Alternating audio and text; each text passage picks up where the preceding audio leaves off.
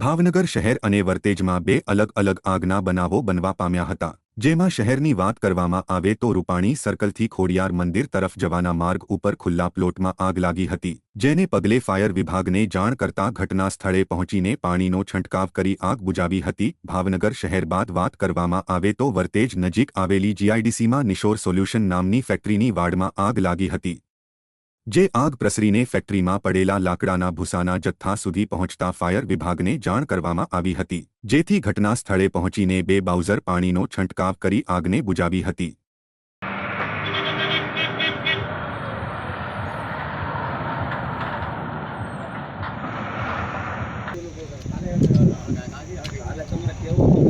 okay control